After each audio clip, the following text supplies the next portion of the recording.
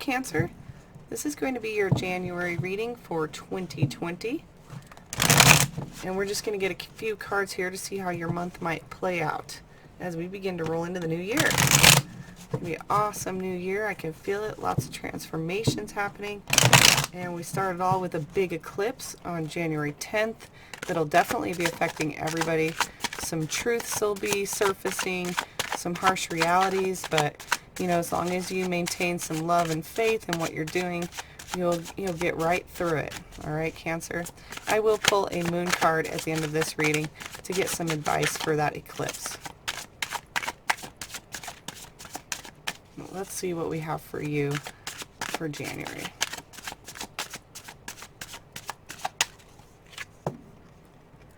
All right.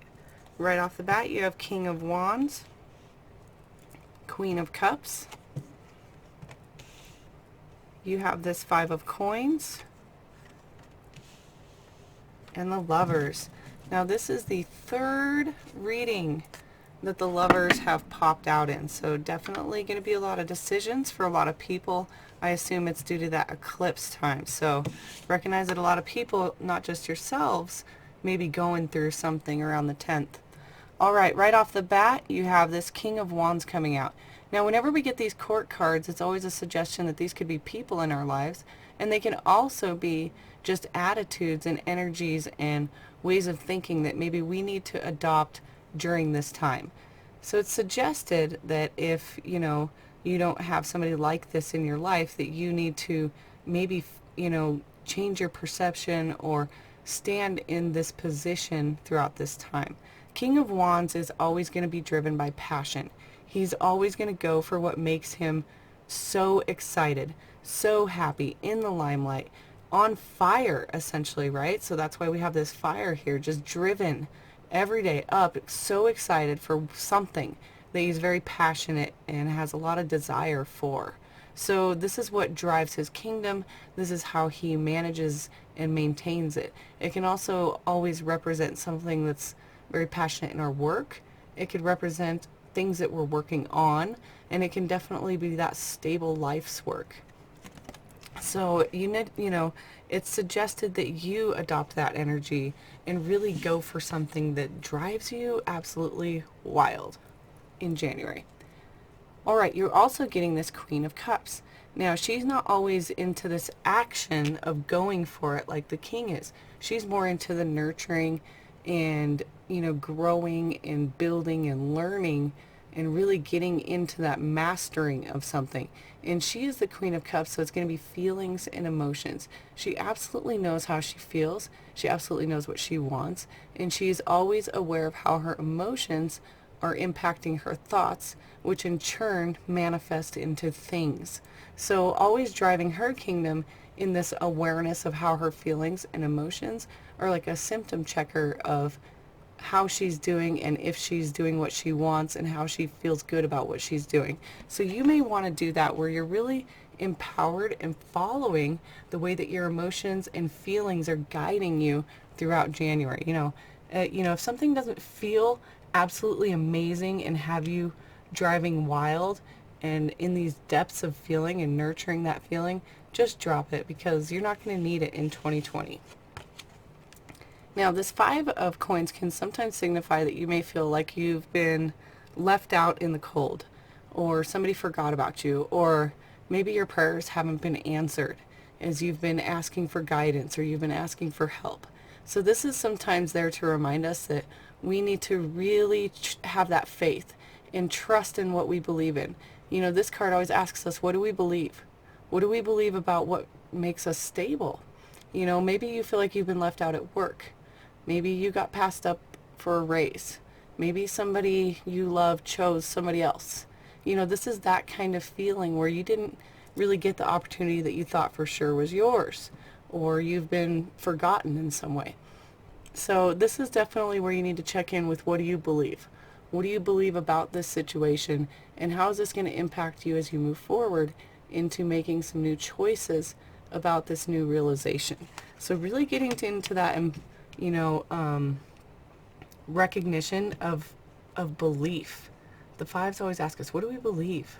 So something about your stability is here, you know, in your face saying, hey, is this what you want? And look, decisions. So that's where I said where you move on into choices. This is number 6, where there's decisions and choices. Now sometimes this is a relationship where it's two people that have chose and made that decision that is mutual and like-minded to move forward or onto another level of something with each other. Now it doesn't always have to be two people. This could be us really connecting with spirit and divine. This could be just a decision that is so huge in our lives that it definitely impacts the way we move forward with our path. So this major arcana coming up here with decisions and kind of feeling a new way and stepping into a new masterful power is going to be how your January is going to play out. Let's get some clarifying cards, see if we can get a little bit more information about what's happening here. I posted the yearly reading, so definitely check into that. There may be some cues and some ideas even further into what's happening here for you. It'll be a good reference point, I think, throughout the year.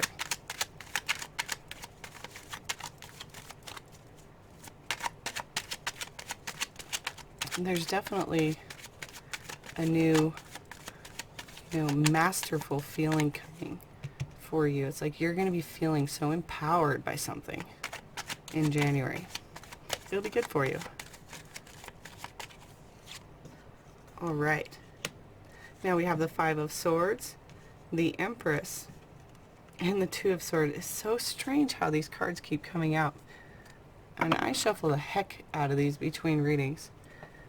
Okay, interesting. Now we have this masterful feeling and almost like this belief again just really messing with us. So here we have the belief in our mind and the way we communicate really taking away from what we could be doing. You know, this doesn't look like a very productive site here. This doesn't look like there's a lot of good going on. So maybe really checking into the way that we think and say things and how they're empowering us and how they're empowering others. And if they are disempowering, then that's definitely not the mindset of these two here, of the King and the Queen. The King and the Queen would never act in such a manner to where their belief is being questioned by themselves and other people. Now the Empress is going to come up in between the Queen and this, feeling left out, and it's saying you have to remember that your thoughts become things. And as you move along throughout your days and your years, recognizing the seasons and how we need to trust in ourselves and the guidance that we receive to really get through some of these more, rougher times, especially around eclipse time when everything's changing. Recognizing that, there's changing in the season, there's also changes in the way that we grow and the way that we receive divine guidance. So she knows, and she always goes with her gut and trusts that she's manifesting constantly. She also would never act in this manner. So really check with yourself, Cancer, and see what role you're playing in the communication about yourself and other people that might be manifesting things you don't really want.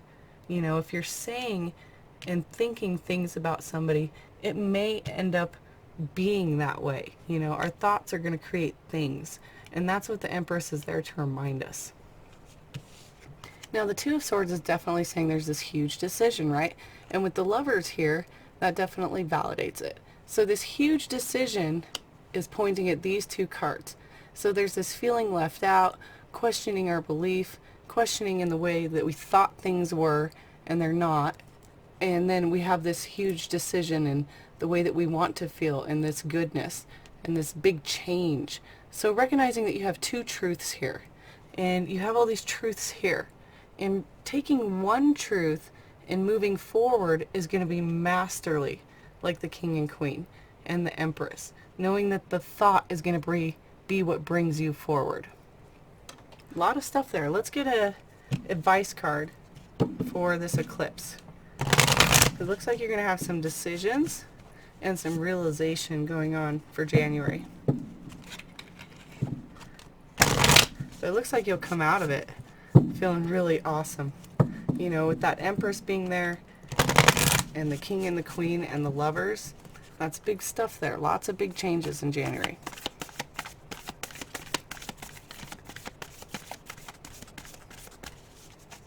let's get one moon card.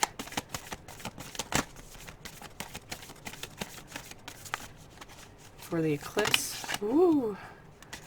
Was that 2 cards? I just want 1 card. I'm trying to keep these readings within 10 minutes or so, so we can honor my time and yours. This card right here. Alright, a time for healing. So yeah, there may be something and some thoughts and some way that, you know, maybe you've been communicating with yourself and other people that is really bringing you down and not empowering you to the point of where you're standing in your power and living in that true abundance like the Empress is going to, and the Lover's feeling. So definitely maybe January is going to be a time where you get to heal up some things. This is the balsamic moon, and it's saying, you know, there's some things that are healing up as new things roll in and some things roll out with that full moon. Alright, thank you, Cancer. Definitely check out your year reading, and I will see you all for the February readings. Take it easy.